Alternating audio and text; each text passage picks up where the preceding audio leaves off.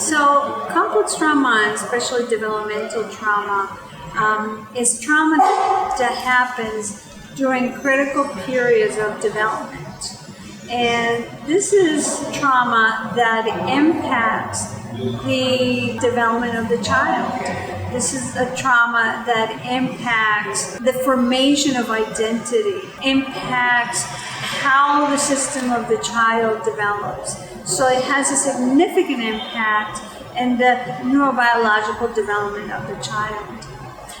Trauma in early years is different than the trauma that we experience later on in life. So, for instance, if we were right here sitting down and we had a baby and the mother and the father are here and people come in or a big tiger comes in or someone comes in with a big gun, unless the parents are scared, this is not something that will create fear for the baby unless there are loud noises, right? Or someone screaming.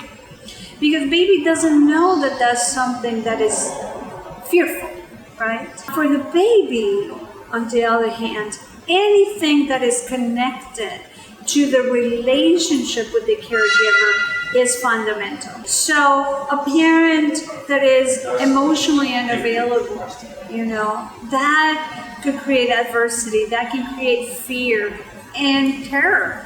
Because for the baby, survival depends upon being in that relationship. The relationship is fundamental, and we human beings, when we're young, we will do anything to be in relationship because being in relationship means survival.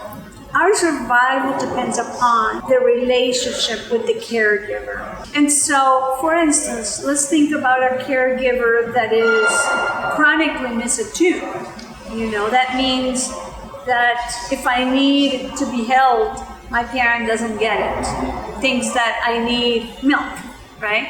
There's not attunement. And a parent that is chronically misattuned, this is something that is being called an invisible trauma. See, Alan Shore, Lions Group, they speak about the invisible, hidden traumas that come from this, chronic misattunement, parents that are not emotionally available. So it's important that we redefine trauma. See, the redefinition of trauma, because people tend to think about trauma only when it comes to physical abuse, sexual abuse, right? But what about the relationship itself and what happens in that relationship with this dialogue between the caregiver and the child is disrupted? So many of us advocate for the redefinition of trauma, especially during early years of development.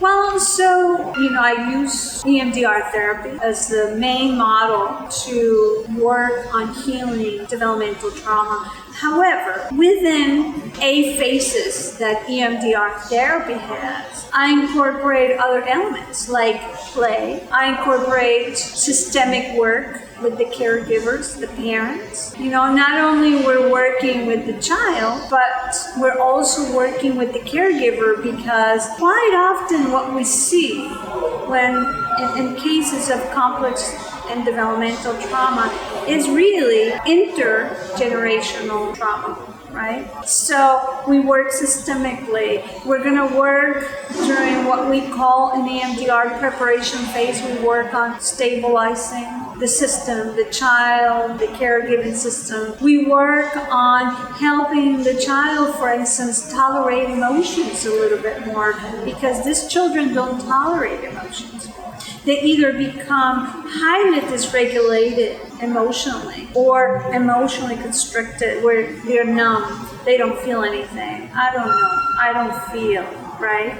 That emotional numbness and constriction. So during the preparation stabilization phase, we work on expanding their capacity to tolerate emotions. We work on increasing their capacity to regulate those emotions, right? To be able to move from a negative emotional state into a positive emotional state. And really, eventually, our goal is to be able to get to the traumatic events, the adverse events. See? The symptoms that we see, like depression, anxiety, dysregulated anger, huge anger outbursts, difficulties at school, difficulty relating with other children, somatic complaints. These symptoms are manifestations of this traumatic events that have not been adequately integrated. So we're going to eventually access those memories of trauma while preserving the stability of the child and the parent. So that way, with EMDR therapy, then we can utilize procedural steps to help the child integrate the cognitive, the emotional, and the somatic elements that exist in these memories of trauma. So I have developed a number of protocols within the EMDR framework. Some are utilized during the preparation stabilization phase, where we help child start to work on meeting developmental needs. I specifically develop a protocol that integrates EMDR therapy and Santray strategies. This is a protocol, the EMDR Santray protocol, that works really well with complex trauma, developmental trauma. And I have also created a number of protocols to access memories of trauma in a way that is titrated. Titrated means that we access it gradually. And it's like, to use an analogy, I want you to imagine a swimming pool. The swimming pool is the traumatic event. The swimmer is the child that is wounded and traumatized. And for many of these kids, we cannot just push them into the pool, right? That will be too arousing, too overwhelming. And so there are protocols that pendulate, that go a little bit into the trauma and then come back. So just a tiny bit and then come back. So we access the trauma gradually, or break the traumatic event into smaller pieces, smaller kernels, right? So that way the child is digesting, integrating this material in a way that is gradual and preserves the stability of the child while doing such difficult work, right?